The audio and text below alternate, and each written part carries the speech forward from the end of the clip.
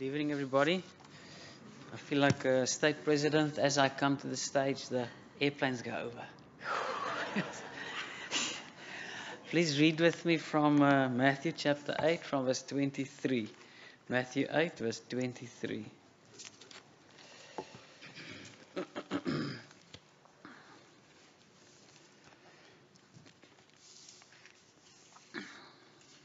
Tonight's lesson is, my view is my reality. Who is Jesus to me, really? Matthew 8 verse 23 says, this is Jesus, then Jesus got into the boat and his disciples followed him. Without warning, a furious storm came up on the lake, so that the waves swept over the boat. But Jesus was sleeping. The disciples went and woke him, saying, Lord, save us, we're going to drown. He replied, you of little faith, why are you so afraid? Then he got up and rebuked the winds and the waves, and it was completely calm. The men were amazed and asked, what kind of a man is this? Even the winds and the waves obey him. From the story, we experience a little bit of the wow moments that his disciples must have had regularly in the 3 years that they spent time so closely with the Son of God. And we can be critical of them and think, how could you be so ignorant? But I suspect many of us would have done many of the same things and made many of the same errors of judgment about who we were dealing with right there and right then. The Matrix movie is an illustration of where I'm coming from in my lesson tonight, because the whole of the Matrix movie is about how reality and perception can be two things that are very different. And yet, to me, my perception of reality is reality to me. And in many ways, that is how our Christianity is to us. Our perception of Christ, who he is and what he can do for us, is our reality of who Christ is and what he can do in our lives and the impact that he has daily on us. We always act according to our worldview in all spheres of our lives. In your marriage, with your children, the way you see it is how it is to you, even though it's not really like that. We were speaking on Thursday night about the dangers of trying to resolve conflict on a message only. Somebody is angry at you, you think you're going to solve it by sending them a WhatsApp. And you write the WhatsApp with this set of emotion in your mind, and when they read your WhatsApp, they think in a different way because they may be angry at you, or they think that you are either make it jealous, or you've got your own ideas or whatever. So by the time they read your WhatsApp, it comes out completely wrong because they're reading it with the voice that they think you're speaking in while you are writing it. And so they write back with a different voice, and you think, oh, this person got me wrong, and you write again. And so the whole thing goes completely haywire.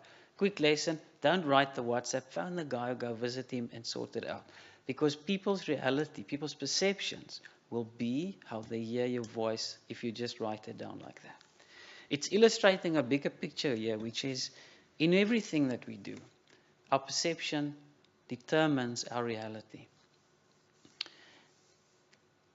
Jesus asks a difficult question to his disciples when there was an argument about who he was or who he is. And he asks them, who do you say I am?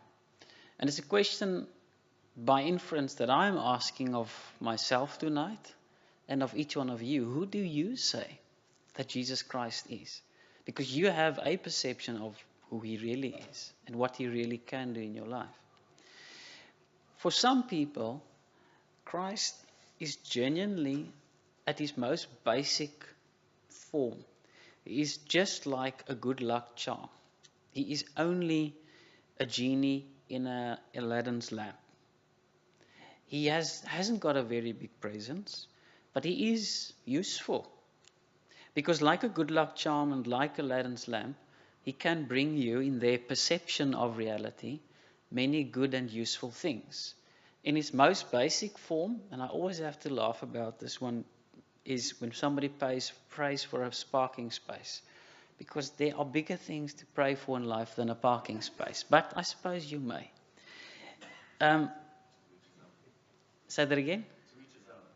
To each his own. Sometimes, I suppose you get the parking space. When you get a new job, or when you're trying to get a new job, you pray for the new job, and sometimes you get it. But for some people, I'm not saying if you pray for parking spaces, this is you, but for some people, Jesus is genuinely just a handy good luck bringer. Some people go a little bit further. They put Jesus at a human level. He's more than a good luck charm. He's more than a genie in a lamp. He is at least human, but he's dispensable. They've got a no strings attached relationship with him, which is, he's very handy to get me out of trouble if I'm in trouble. But there's not a real relationship there, and I kind of keep it at a comfortable arm's distance. Sundays, I am here, it suits me, but my very busy schedule doesn't actually allow me more time than that with this friend, Jesus. And I do need my own space. And so Friday nights is my time. And I will be his friend, but I don't want him to dictate to me, because that is going a little bit far, because, he's cramping my style. That's it for some people. The next level up would be, there is a good relationship, and I am genuinely have a relationship with Jesus. And he's very wise. And he teaches me good things, but I don't realize yet that he's not just a human friend, he is the creator of the universe type of friend, which puts it at a completely different level. He is almighty, and he has more than just good suggestions, and he may expect more than just something back from me. He may expect everything, since he has given everything. But that is not cramping my style, because he made me and he knows what's best for me.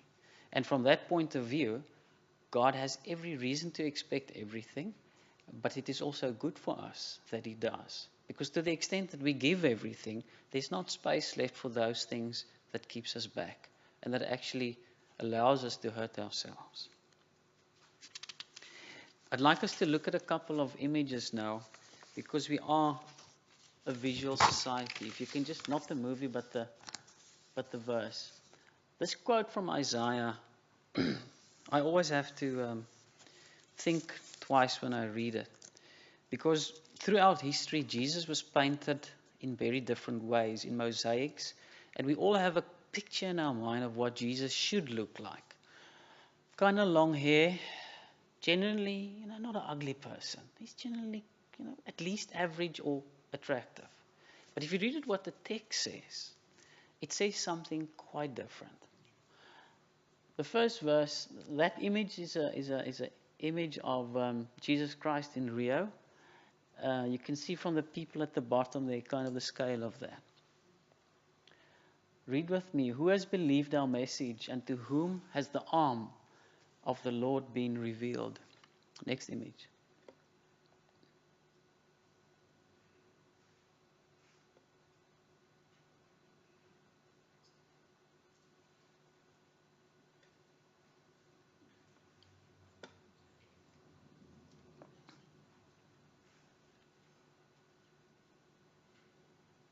It's a close-up of that same statue.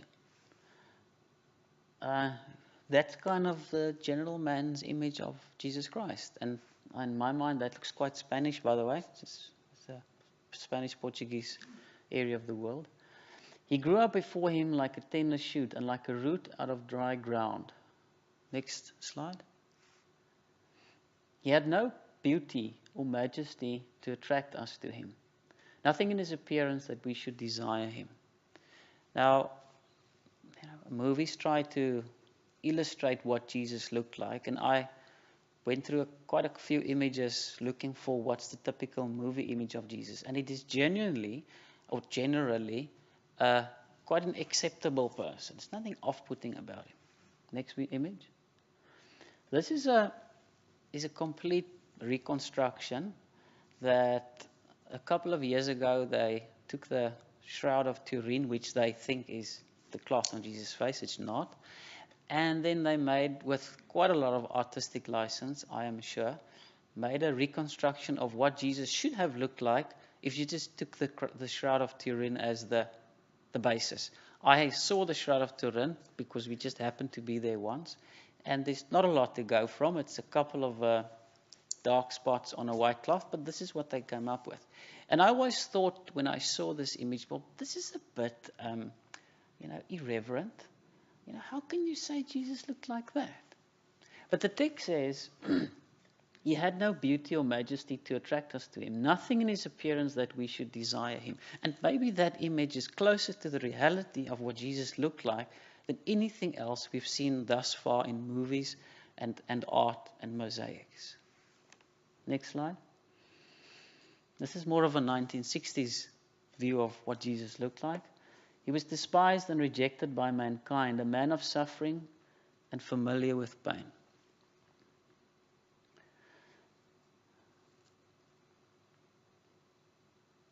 Like one from whom people hide their faces. And the last slide. He was despised and we held him in low esteem. I ask you again, if we were one of the disciples, if we had sat in that boat, would we also have been that surprised that, hey, this is genuinely the Son of God, and it's actually not that strange that he was able to calm that storm in an instant? Because like them, I suspect many today, even if he was here with us, would have despised him and would have rejected him. Because that is unfortunately what us human beings sometimes do in many different ways. If it was not a word or a direct interaction, it can be through just simply saying, you've got a wonderful message, but I've got other plans for my life. Thank you very much. Let's look at what the Bible teaches us about, well, what is the character of Jesus? And I must admit that when I went through this list, it was quite difficult because it's a bit like an astronomer trying to give a half-hour lesson about the universe in half an hour, because there is so much. I'm going to try and keep it such that it's not over familiar to you. I was talking to one of the people here this morning about New York. I had a chance to visit New York once when I visited Esme. And when you're in New York, when I was in New York, it felt like, but I know this place. I've seen all the yellow taxis and I've seen Central Park. Because you're so overexposed to it through the movies that everything seems completely familiar. We are, to some extent, overexposed to the character of Jesus.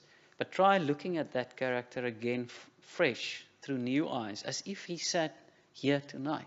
And as if you had that daily interaction with him and the impact that somebody like Jesus would have on you when you have daily interaction with the Son of God, being right here and being the Son of God.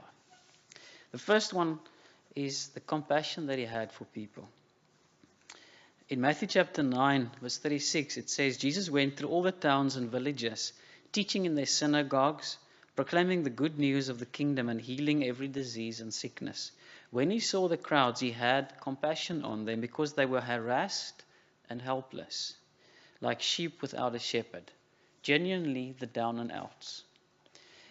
And for some people that he dealt with, they needed something physical healing, bread, things like that. But for many, the healing that they needed was spiritual. And the story of the lady at the well comes to mind for me first.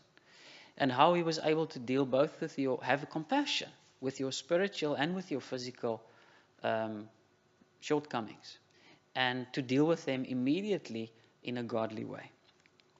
Second thing of his character is his servant heart.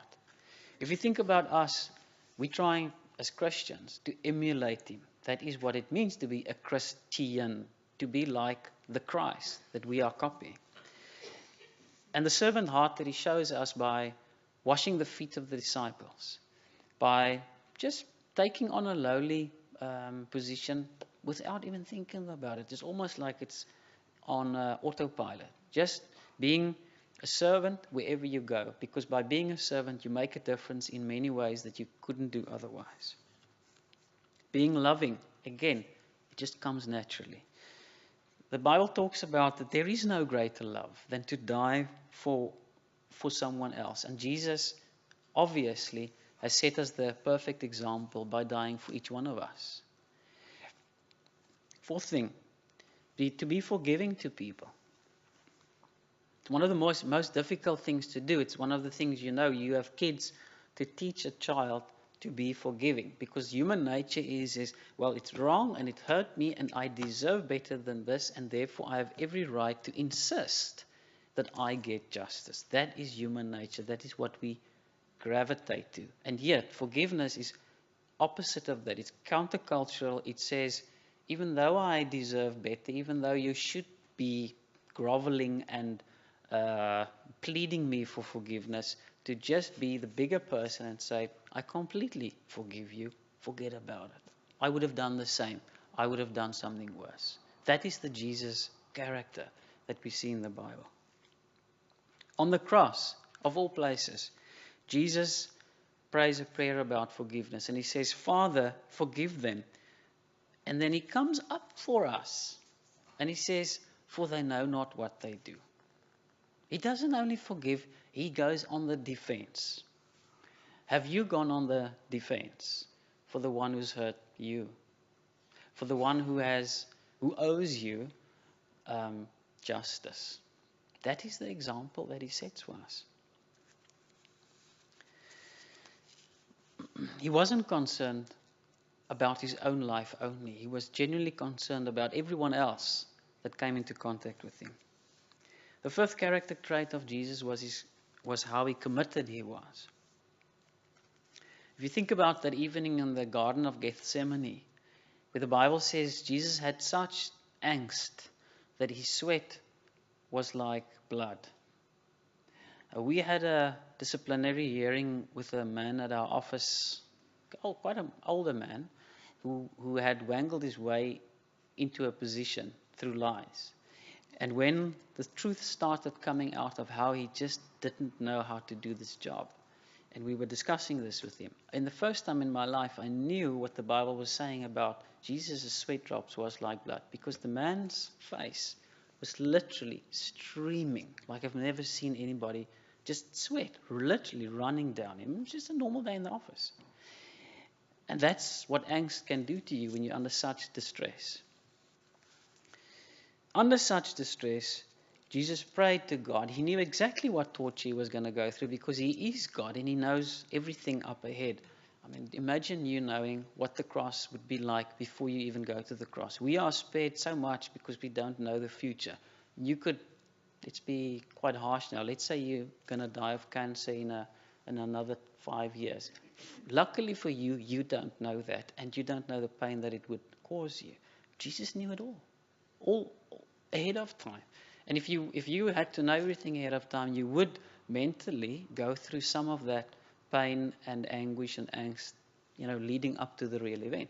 He knew it all, and he went through all of that, and yet he was committed to go through with that. The sixth one that is directly related to this is his prayer life.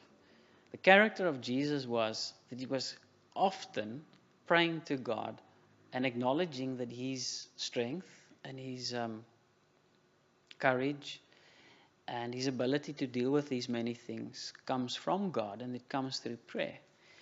And that in and of itself to me is an amazing example that he left for us of being genuinely prayerful, often, and dependent on prayer, because through that prayerful relationship you can build that relationship with God. The only relationship, the only way to get that depth of relationship is to have that regular communication. Seventh thing, he was gentle, and yet he was brave. Sometimes he chased people out of the outer courts of the temple with a whip. And sometimes he knelt down to tell the children, come to me, and to tell his disciples to stop chasing the children away. Appropriate gentleness and braveness as situation called for it.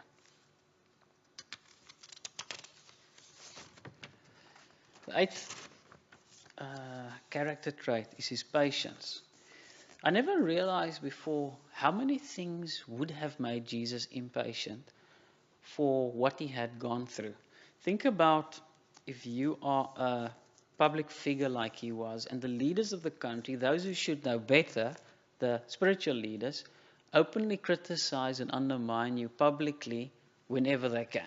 And that's what the Sadducees and the Pharisees were busy doing.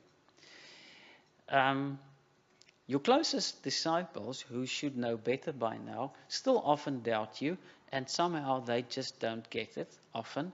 And he didn't lose his temper with them, and he didn't lose his temper in general. Large crowds were following, often just for the free meal, let's be honest about it. And he didn't lose his temper with them either, or his patience. He kept on going, having that self-control to be patient. Which is the next point, his self-control. The Bible tells us about Jesus' temptation in the desert by the devil. And it's a wonderfully vivid story of what temptation typically is like. And the path that Satan takes with us in temptation.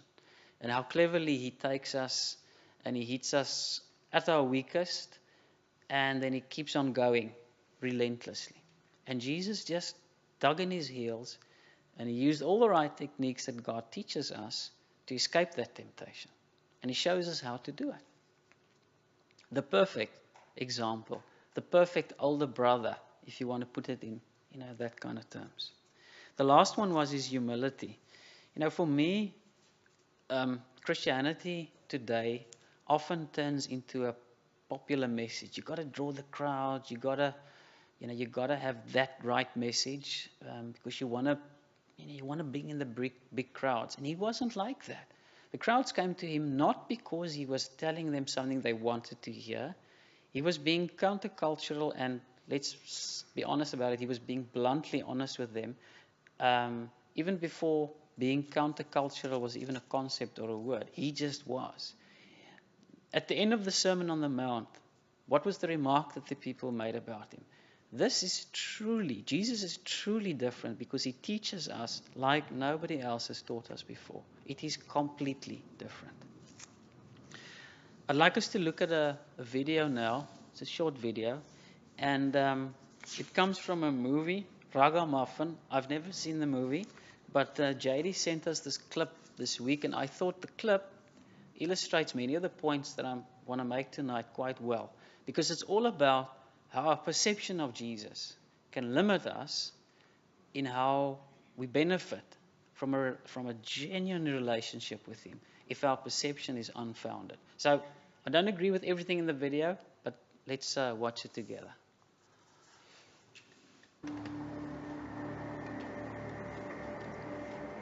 Hey, can I play your tape? What is it? This preacher, Brennan Manning.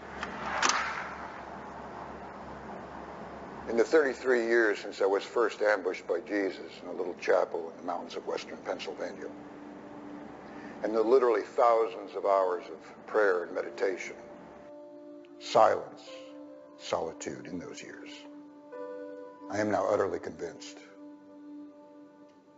that on Judgment Day, the Lord Jesus will ask one question and only one question. Did you believe that I loved you?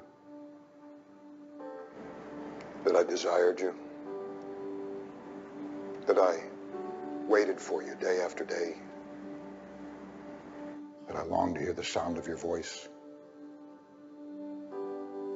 The real believers will respond and say, I believed in your love, and I tried to shape my life as a response to it. But many of us who are so faithful in our ministry, our practice, churchgoing, we're going to answer, well, frankly, no, sir. I never really believed it. And there's the difference between the real believers and the nominal Christians that abound in our churches across the land. No one can measure like a believer the depth and intensity of God's love. But then again, no one can measure like a believer the effectiveness of our gloom, our pessimism, our low self-esteem, our self-hatred and despair that block God's way to us. Do you see now why it's so important to lay hold of this basic truth of our faith? Because you're only going to be as big as your own concept of God. We make God in our own image, and he winds up being as fussy and rude and narrow-minded and judgmental and legalistic and unloving and unforgiving as we are. I've been in churches in Bangor, Maine, Miami, Seattle, San Diego, and St. Louis, and honest, the God of so many Christians I meet is too small for me. Because he is not the God of the Word. He is not the God who is revealed in and by Jesus Christ, who at this moment comes to your seat and says, I have a word for you. I know your whole life story. I know every skeleton in your closet. I know every moment of sin and shame, dishonesty and degraded love that's darkened your past. Right now, I know your shallow faith, your feeble prayer life, your inconsistent discipleship. And my word to you is this. I dare you to trust that I love you. Just as you are. Not as you should be. Because none of us are as we should be.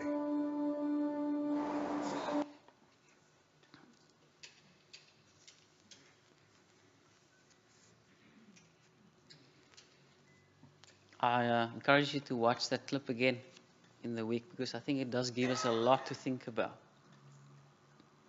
The relationship that we have with Christ is something that he seeks continuously, and he seeks it earnestly. And it's up to us to respond to that genuine seeking of him to have that close relationship with us. The video describes how many people have different things that keep them from having such a deep relationship with Christ. And while I don't think that's the only question Christ would ask us, who knows?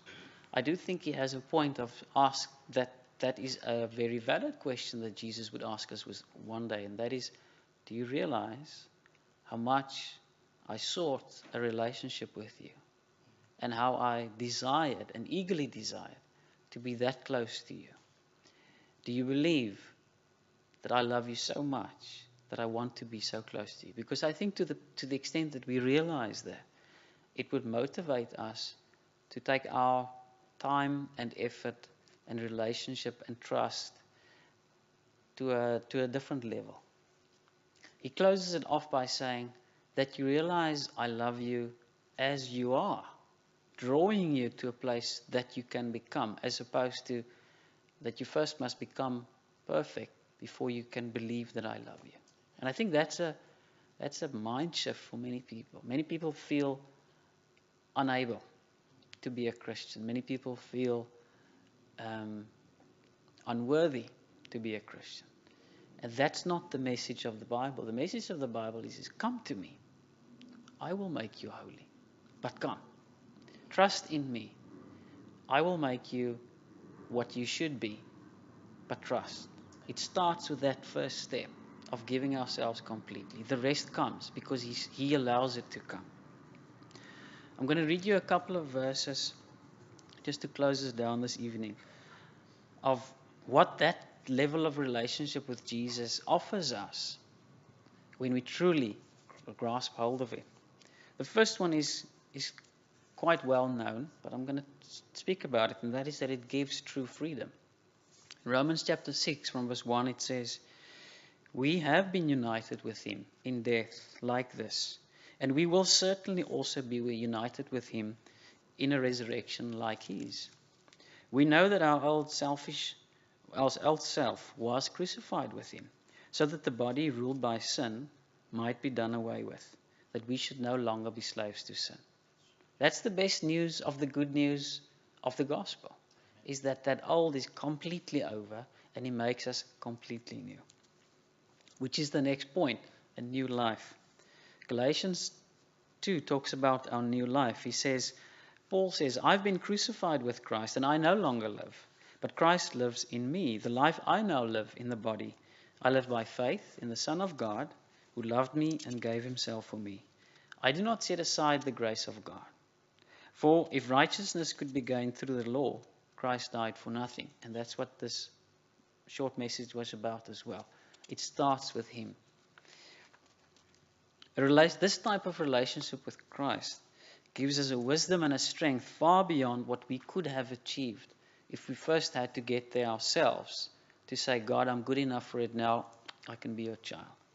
Philippians chapter 4, famous verse, talks about it by saying, I know what it is to be in need. This is Paul speaking. He knows. He's been in jail. He's been hungry.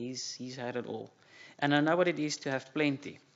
I've learned the secret of being content in any and every situation, whether well-fed or hungry, whether living in plenty or in want. And then he says, but I can do all this through him who gives me strength. If when we realize, or to the extent that we realize, that it is an unlimited source of strength to help us do anything or get through anything that we thought was impossible, to that extent, we will manage. The next one is how he teaches us to be teachers. He shows us to become like him. Teachers of the flock. There's plenty of older people here. This morning was about how older people pastor the rest of us. They set examples to us and they help us, hopefully, not to hit our head in the same way that they had when they had to go through the same thing. Benefit from their wisdom going through expensive experience. In John chapter 10 we read Jesus saying, I am the good shepherd. The good shepherd lays down his life for his sheep. The hired hand is not the shepherd and does not own the sheep. So when he sees the wolf coming, he abandons the sheep and runs away. Then the wolf attacks the flock and scatters it. The man runs away because he's a hired hand and cares nothing for the sheep. Jesus, on the other hand, and we are taught to care for each other like a shepherd would care for sheep, which by nature means know what you're dealing with. You are dealing with sheep. Sometimes they will stray. Sometimes they will make mistakes. Sometimes they will fight, and so on and so on. Let's not be surprised when there are problems. I can guarantee you there will be problems this year, next year, and until you die one day. There will always be problems. But that's not something that must make us afraid or discourage us. Jesus shows us that through following his example, he gives us a way to deal with these human problems that will come. He gives us a very clear example of what it means to race to our eternal goal, and inspires us to participate in this race. A friend of mine was doing the Joburg to Sea mountain biking race last week. It's a 9-day race. You cycle from Heidelberg in the Eastern Transvaal right down to the Natal South Coast. And it was going very well until day 7, and they were doing single tracks through very deep forest. And the last branch on the last tree as he exited the forest was enough to grab his one handle. He went head over heels and he broke his left hand and a couple other places. Bottom line, he was out of the race. Now, you've been at it for 7 days, and on day 8, you're out of it. And he'd been practicing for this for, you can imagine, months and actually years. And the disappointment of not being able to finish the race was by far the greatest disappointment of all. Much more than he's got to have reconstructive surgery on his hand and so on. It's being unable to finish the race. That is what Christianity is about, is us helping each other finish the race. Because sometimes we will fall and we will hurt in the process. That's part of a race.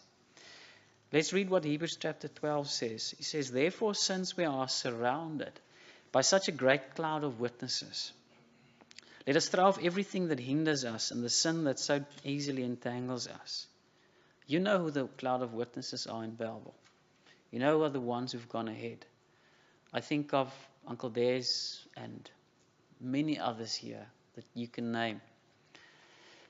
And I think of I imagine how they are in a place where they see what's happening, and that they cheer when things go well, and that they cry when it does not. That they experience all the highs and lows that we experience with us. But because they have now got the advantage of hindsight, they see that, well, we are human beings living a imperfect human lives. So I don't think they are judgmental, but I do think they experience the joys and the disappointments through all the ones that we go through. Read further with me. It says, "Let us run with perseverance the race marked out for us, fixing our eyes on Jesus, the pioneer and perfecter of our faith." If we know what our goal is, we can run in the right direction. If we know what our goal is, we can run in the same direction. Because sometimes people have got opposite ideas of which way we should be running. "For the joy set before him, he endured the cross, scorning its shame, and sat down at the right hand of the throne of God. Consider him who endured such opposition from sinners, so that you will not grow weary and lose heart."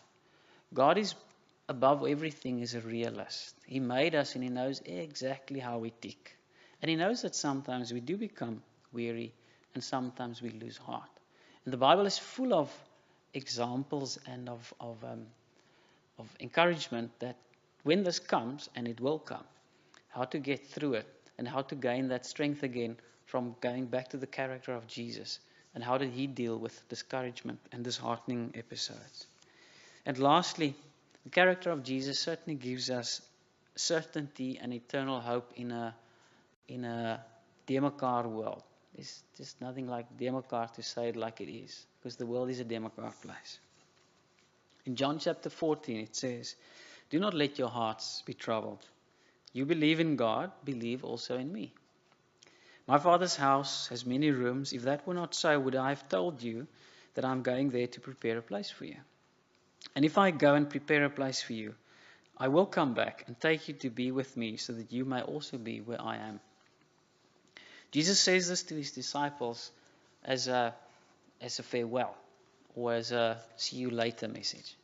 And there's a see you later message for all of us, where if we look at Jesus' character and the example that he left for us, the level at which we can be Christians is so intimate. It is so close-knit. It allows a family of Christians to be so closely involved in each other's spiritual lives, where we help those who need the help, and where we go ask for help when we need the help, and where we talk to each other about spiritual things on a level that is far beyond what this world can offer. But I hope tonight's lesson helped us all to see, and I must say, I certainly benefited much in the preparation of this lesson, because it confronted me head on with how we sometimes look at Jesus versus the reality. And I got to ask, well, where do we get our warped view, my warped view from Jesus sometimes? Because it's all there, it's all available. We pick up the word, we can get the real Jesus out of there. I don't need to, as in the Matrix, have a warped view of reality. Reality is available right here. And I pray that all of us will take the time to get to know the Jesus of the Bible, because to that extent, we will become like the Jesus of the Bible. Thank you.